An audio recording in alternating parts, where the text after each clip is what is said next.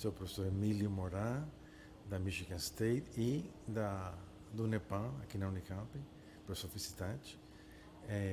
Minha área de estudo é a área meio ambiente e sociedade, né? Eu sou professora voluntária aposentada da Universidade Federal do Pará e eu coordeno alguns projetos, inclusive o projeto de pesca no Rio Xingu, eu coordeno alguns projetos também na área marinha. Mesmo aposentada, eu continuo também orientando alunos de pós-graduação no programa de pós-graduação de Ecologia Aquática e Pesca da UFPA. Eu sou da Universidade Federal de Rondônia, professora titular, e trabalho com comunidades sustentáveis, a parte de organização e estratégias, tanto na parte de hidrelétricas quanto dos extrativismo. Professora da Universidade Federal de Rondônia, do Departamento de Biologia e coordenadora do Laboratório de Ictiologia e Pesca da Universidade. Eu sou professora na área de Sociologia da Saúde, na Universidade Federal de Santa Catarina. Sou pesquisador e trabalho no Instituto Nacional de Pesquisas Espaciais. Eu trabalho com políticas públicas, indicadores e análise de redes.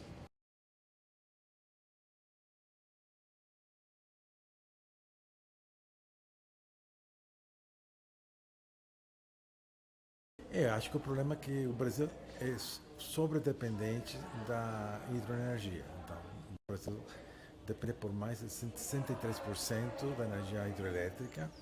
Em um mundo com mudança global, com menos precipitação, com mais calor, mais evaporação, vai ter mais problema em manter a produção hidroenergética. Segundo, que tem muitos danos ambientais e sociais que ocorrem com a construção das hidrelétricas. Então, eu acho que o Brasil já tem suficiente hidrelétricas, mas ainda está começando só a se mover o potencial que tem de energia eólica e solar. Então, já, por exemplo, a energia eólica já compete com sucesso contra as PCHs. Então, já não tem razão de construir PCHs e muito menos as grandes hidrelétricas. E energia solar, tem muito sol no Brasil, graças a Deus, então deveria aproveitar mais. Esse foi um setor que foi subdesenvolvido até pouco tempo, não tem quase nada de energia solar.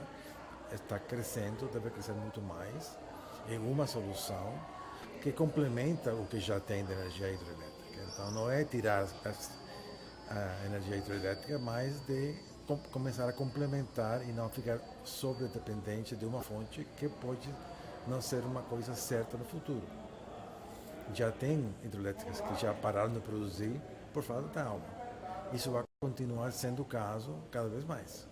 Então não pode ficar o país dependente disso. Foi uma boa ideia no começo, mas chegou a hora de mudar a mistura de fontes de energia, geotermal, solar, eólica, como maneira de complementar e encher as necessidades da população. As hidroelétricas do mundo todo, sem exceção, têm impactos bastante importantes, tanto nas dimensões biofísicas como socioeconômicas. E esses impactos, na maior parte das vezes, são praticamente não mitigáveis. Eles afetam várias partes do ecossistema e eles afetam profundamente a estrutura social das comunidades que ali vivem. Isso não é uma exceção no Brasil.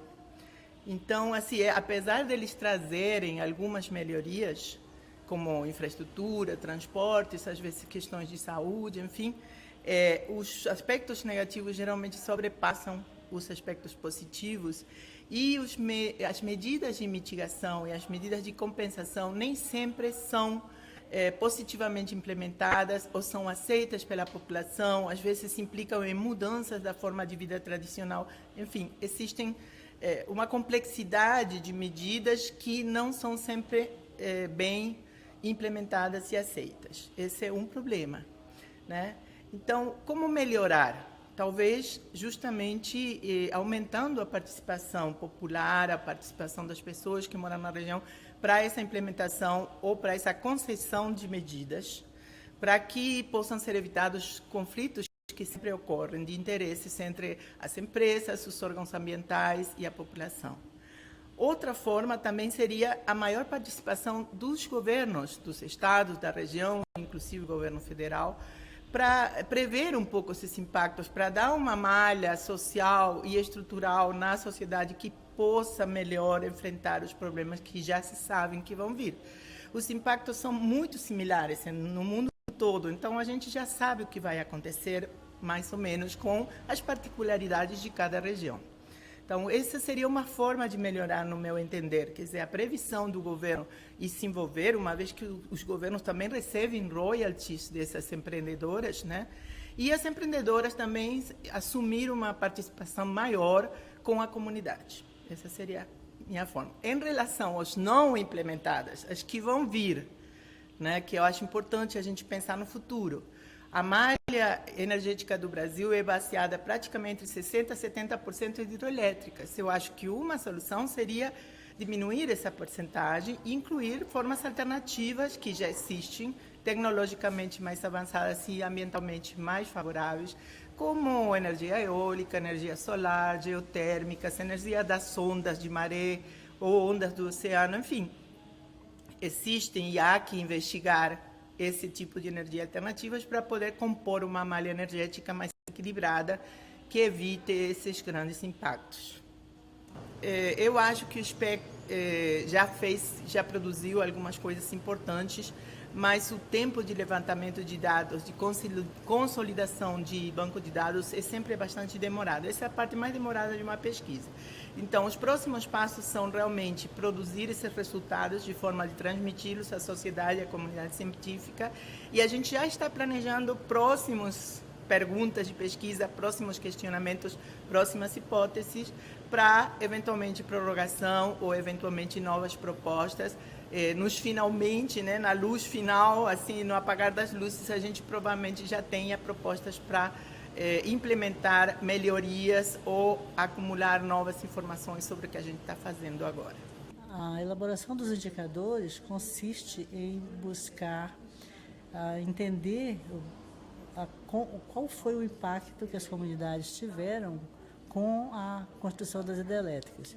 Uma vez que já se passaram 10 anos do Complexo do Madeira, nós vamos, a partir de dados que foram levantados antes da barragem, antes de fechar a barragem e após, em 2019 e 2020, identificar dados socioeconômicos ambientais, as questões humanas, sociais, econômicas e ambientais que causaram, de alguma maneira, impactos favoráveis ou desfavoráveis às comunidades que hoje estão, né, alocadas nos assentamentos, reassentamentos, que decorrência dessa hidrelétrica, da construção. E com isso, né, com essa elaboração, a partir da identificação de fatores que sejam comuns nas comunidades e que possam ser testados e que nós vamos então identificar ou definir quais são os indicadores que causam esses impactos para que eles possam vir, primeiro, no ponto de vista teórico-metodológico, servir de base para outros PBAs, para outros projetos básicos ambientais de outras hidrelétricas. E isso vai ser um impacto direto, né? Uma contribuição direta do conhecimento, das pesquisas na Amazônia para que minimize esses impactos para o futuro. E como também possam ser, isso de uma maneira direta, eu diria que ela pode ser aplicada em toda a Amazônia, por conta das características, da especificidade, da diversidade que são bem correlatas na Amazônia. No entanto, como metodologia, ela pode atender a todo o Brasil e até mesmo alguns casos no exterior, dependendo da situação. Dessa maneira, nós esperamos, né, que, a partir desse projeto do SPEC da FAPESP com a pesquisa no Madeira e no Xingu, isso nós estamos fazendo especificamente no Madeira. No entanto, nós vamos fazer também, de alguma maneira, um teste em outras comunidades no Xingu, já para que esses indicadores possam efetivamente serem aplicados depois, né, e repercutir isso para as políticas públicas. Nós sabemos hoje que esses impactos que foram causados após a instalação das indústrias, ou após a barragem da hidrelétrica, elas causaram alguns distúrbios, algumas disfunções nas comunidades. E no caso do Madeira especificamente, foi mais comprometedor com uma enchente que teve no ano de 2014, que aí fica meio que um gap, ninguém sabe se foi a causa foi mais da usina ou foi mais da enchente. Então a gente tem que especificar bem, e essa elaboração ela é fundamental para isso, para que a gente possa entender como foi que esses contextos, né, esses diversos contextos foram alterados. E como as comunidades estão vivendo hoje, né, que é sempre bom a gente saber se elas estão melhores instaladas, se elas estão melhores atendidas, se elas estão mais felizes, enfim, do que elas estavam antes dessa construção. A partir do apoio que nós tivemos com o projeto SPEC, nós conseguimos consolidar algumas pesquisas que eu já vinha realizando com o meu grupo de pesquisa lá na região, para detectar os impactos das hidrelétricas na ictiofauna. O que nós conseguimos observar, principalmente com relação à pesca, é mudança na composição do desembarque pesqueiro, que ocorria antes para o que está ocorrendo agora, uma diminuição na abundância de algumas espécies e, consequentemente, uma mudança na dinâmica da pesca, né, com relação aos pescadores. A gente verificou uma diminuição na renda oferida pela atividade, uma diminuição também no consumo do pescado por essas comunidades ribeirinhas e uma mudança na dinâmica no sentido de que agora eles precisam estar indo pescar em locais mais distantes, gastando mais tempo para poder conseguir obter uma renda, como eles dizem, né, razoável da atividade. Então mudou muito o esforço de pesca do que eles faziam antes para esse momento. E nós observamos também uma diminuição muito grande do número de pessoas das comunidades ribeirinhas que se dedicam à atividade pesqueira, quando a gente compara o período pré com o período pós. Nós estamos ainda avaliando os resultados dos impactos após 10 anos do fechamento do reservatório. A gente já consegue verificar algumas características que provavelmente vão se manter ou, especialmente, se acentuar, como a diminuição de algumas espécies e a mudança na composição das espécies capturadas. Mas a gente ainda tem alguns trabalhos que estão sendo realizados pelo grupo e que a gente deve estar lançando esses resultados em breve. Bom, a minha área mais específica é analisar os impactos à saúde antes e depois da construção de Belo Monte. E dentro desse contexto, a gente percebeu que há lacunas entre as políticas de Estado e políticas de governo.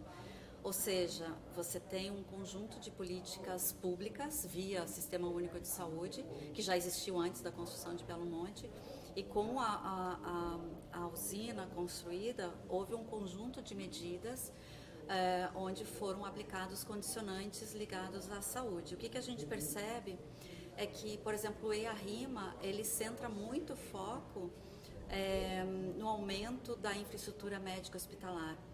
E as medidas de saúde pública, elas são muito negligenciadas, né? Isso implica em saber, de fato, o que está circulando no ambiente, né? Quais são os micro-organismos, quais são os reservatórios, os vetores de doenças.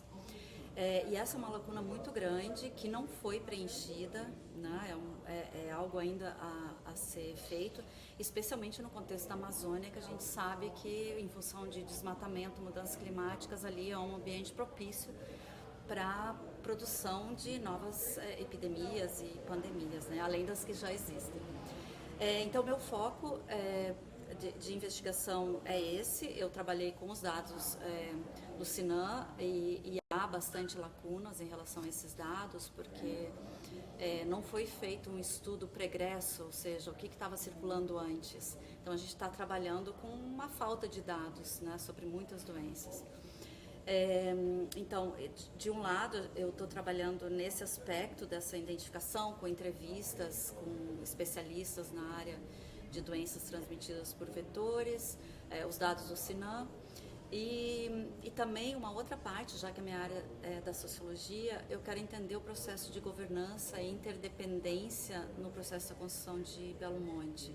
Isso implica na análise do famoso Plano de Desenvolvimento Regional e Sustentável do Xingu e análise dos consórcios municipais, né? O objetivo aqui é entender se houve interdependência entre os municípios, né? Entre os vários setores de saúde, infraestrutura, meio ambiente, educação, que convergiram para um desenvolvimento sustentável. Né? Pelas análises preliminares, a gente vê uma lacuna imensa, né? Quer dizer, o plano era para gerar um desenvolvimento, mas a gente encontrou muitas lacunas e agora parte é identificar o que ficou desse plano, né? O que permaneceu, o que fomentou em termos de melhorias para a região. E dentro dessas duas, digamos, grandes perspectivas de análise, eu estou tentando agora incorporar um outro projeto que eu desenvolvo, que se chama Sentinelas de Pandemias, especialmente no contexto das doenças zoonóticas, e eu quero trazer para a área algumas regiões da Amazônia, junto com os outros membros do grupo, para tentar entender quais são as medidas de antecipação e preparação para futuras pandemias.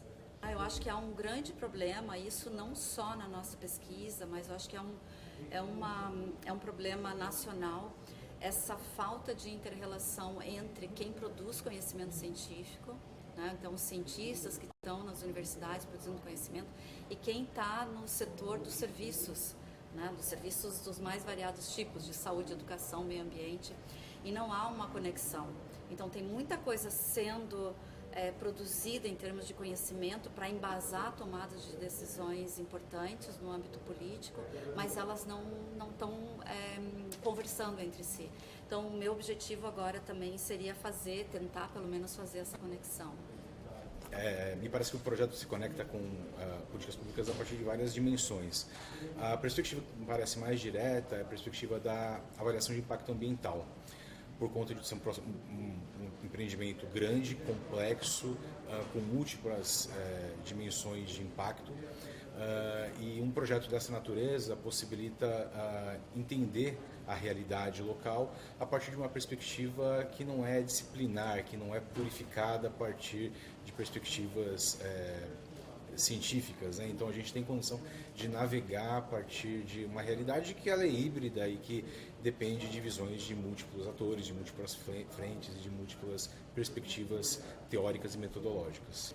O nosso grupo está muito focado em análise de dinâmicas de uso e cobertura da terra, compreendendo esse período agora pós-obra, né? Então, onde ocorre a desmobilização em massa de força de trabalho, como que essa mudança demográfica, que é acompanhada de uma mudança também econômica, institucional e política, se desdobra em padrões de uso e cobertura da terra. Como que essa desmobilização impacta os processos que estão na base das dinâmicas de uso e cobertura da terra. A gente entende que isso pode acontecer em várias escalas, em várias perspectivas. Então, um dos nossos focos dentro do projeto é analisar como isso se dá dentro e ao redor de áreas protegidas, então unidades de conservação de terras indígenas, mas também em pequenas propriedades de produção familiar. Acho que um ponto importante é justamente essa questão da construção de uma abordagem interdisciplinar. Que nesse caso, esse projeto reúne condições de a gente ter pesquisadores de diversas áreas que não estão construindo suas abordagens olhando especificamente para suas dimensões, mas buscando as interfaces. Então, essa é uma contribuição direta para compreender os processos de monitoramento e avaliação, né, desse tipo de empreendimento, mas também oferece oportunidades de a gente construir novas interfaces do ponto de vista de abordagens metodológicas e que isso, inclusive, pode se desdobrar em algum momento em construção de novas vertentes teóricas de análise. Então, no nosso projeto, por exemplo, a gente está tentando conectar essa avaliação das dinâmicas de uso e cobertura da terra com padrões de ocupação a partir do transecto do rio. Isso se conecta com toda a dinâmica de pescadores, de pescado, dinâmica de saúde, econômica. Então, como que a partir de um olhar específico, a partir de um determinado componente do projeto, a gente consegue abrir essa caixa preta que normalmente a gente não consegue olhar, né, em projetos científicos. Normalmente a gente está olhando muito uma dimensão, tentando fazer um recorte. Aqui a gente tem condição de abrir um pouco mais e tentar navegar nessa perspectiva mais híbrida da realidade, que é como ela é de fato, né? Então a gente tenta superar um pouco essas limitações. Elas sempre estão presentes, a gente não consegue de fato se livrar delas, né? Isso é inerente da ciência moderna que praticamos, mas a gente tem a possibilidade de exercitar um pouco essa perspectiva de construir uma visão baseada no objeto, né? Nosso objeto de análise, que é o território, e menos nas perspectivas teóricas prévias. Então a gente tenta entender um pouco nessa lógica de valorizar o objeto, entender o objeto, se conectar com ele, a partir dessa conexão desenhar estratégias metodológicas integradas e só no segundo ou terceiro momento tentar desdobrar algum tipo de lente teórica para interpretar esses dados. Então isso é uma inovação que eu acho que esse projeto possibilita.